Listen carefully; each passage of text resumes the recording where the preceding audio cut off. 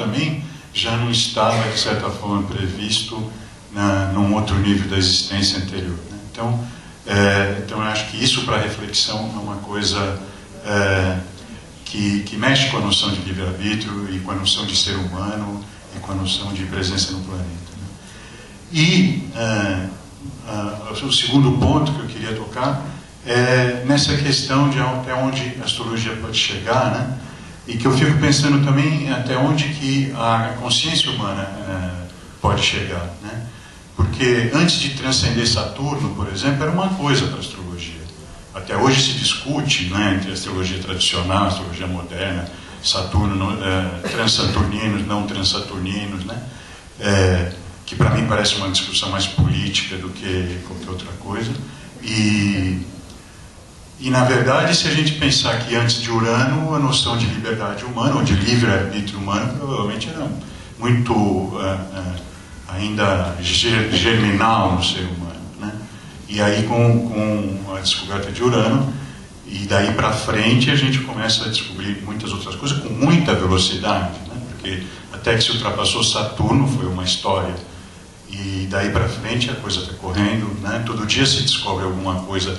Hubble, e aí até que a gente vai dar significado para tudo isso. Eu só para concluir, né, só quer dizer que pode ser que a gente já tenha condições astrológicas em breve de dizer qual é o sexo daquele mapa, né, ou de dizer qual é o gênio que matou o outro, né, dependendo do que a nossa consciência, sempre em expansão, assim como o universo, vai chegar nisso. Obrigado, irmão. Nada a acrescentar. E concordo com você que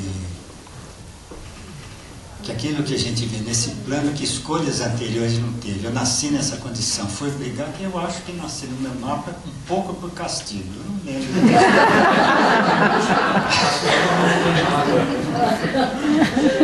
Mas olha, tirando essa diferença, em que momento tem uma aceitação, ou tem um mestre que fala, olha, o bom para você vai ser aqui, e eu aceito viver aquela coisa que não seria o meu desejo imediato para viver certos desafios e configurações. De fato, concordo com o que você está falando, tem alguma coisa que transcende tudo isso. Agora, lembrar, por exemplo, tem um outro grupinho que a gente está estudando, fora assim, do contexto astrológico, um livro chamado Livro Tibetano do Viver e do Morrer. Então é muito interessante esse livro, porque o autor, quando fala assim da prática tibetana de reconhecer as reencarnações de qualidade daqueles seres que vêm para traduzir o nível espiritual, eles não usam astrologia, não usam nada. Tem um tal nível de experiência de reconhecimento de ser, que eles reconhecem o ser. Não fica dependendo de artifícios. Quer dizer, isso também, eu entendi o que você está falando, mas é só para provocação, contraponto, me ocorre assim. Tá bom, um dia nós vamos ter recursos técnicos para responder. Eu quero falar assim, há milênios atrás, sem esses recursos técnicos, sacava direitinho, ó, essa figura assim, tem esse perfil, a educação para ele é assim. Porque uma coisa que também foi falada, eu concordo no que você colocou assim, eu olho o mapa, tem tanta promessa de coisas para se fazer, como quando faz a analogia com o cérebro. Tem bilhões de cérebros, só que a gente usa 10%, não tem essa informação que vai por aí. Eu falo, está ali o mapa, eu não uso 10% do potencial do mapa. Talvez usasse mais se tivesse um mestre que tivesse me educado não para reforçar os condicionamentos do mundo, ou para me condicionar como contraponto às minhas determinações perversas de nascimento, e que me desse uma outra forma de lidar com aquilo que não fosse de uma forma homicida. Tá bom, tem Plutão mais, precisa arrasar com o mundo. Não. Canaliza, vai ser um lutador, vai ser um paladino, vai ser cirurgião. Usa isso de um outro jeito que não seja destrutivo. Mas eu preciso de uma instrução, de um treinamento para isso. E quando a gente fala da tradição, do ponto de vista do tempo em que a gente estava mais perto da fonte, tinha aquelas pessoas de saber que podiam nos ajudar. O que, de novo, traz essa questão dos níveis.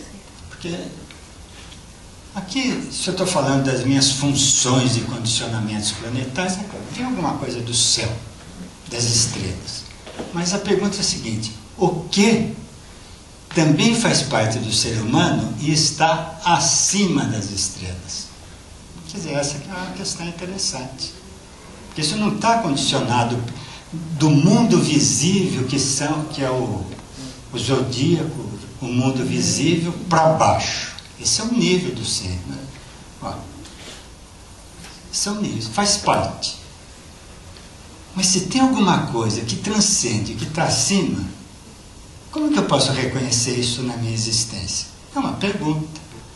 E nós que trabalhamos com astrologia, atendimento, ou terapeuticamente, seja como for, essa reflexão é sempre inquietante, na medida em que, quando eu sou porta-voz, eu sou portador de um recado, eu também estou afinado, estou em ressonância com que nível do meu ser para dar aquele palpite, para dar uma orientação. Quando eu faço uma astrologia comercial, empresarial, tá bom, eu reconheço que eu estou aqui. Eu estou lá para um exemplo, eu também fiz a chave esquerda. Eu estou aqui.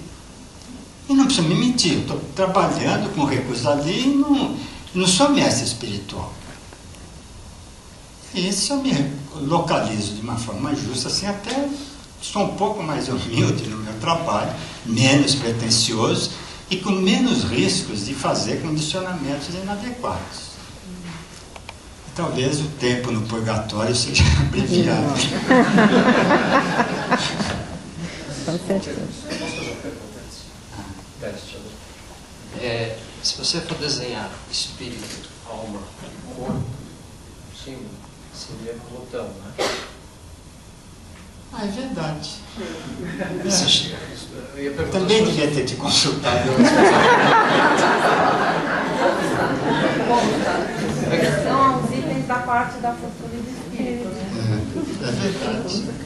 Queria que você falasse, eu ia perguntar se você pensou nisso quando... Não tinha pensado. E que simbologia é baseada nisso, no Plutão? Quanto a gente está preso ao destino por causa dele?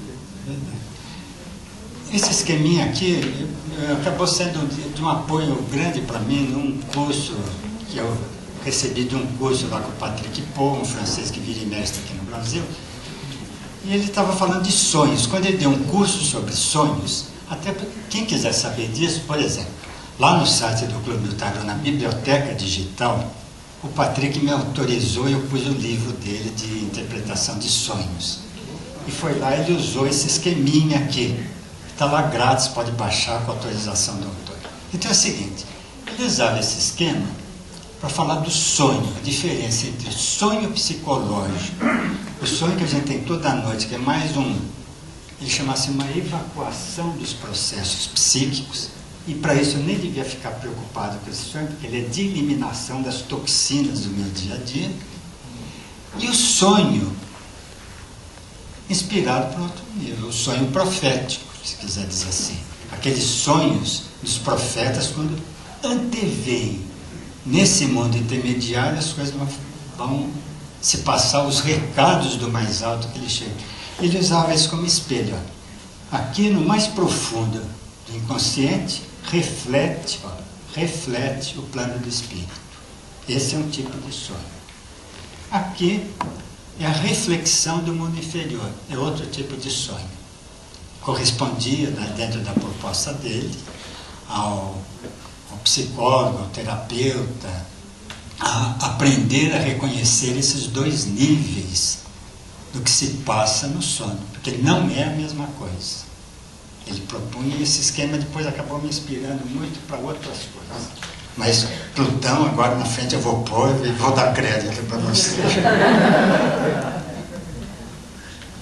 Você é muito simplista.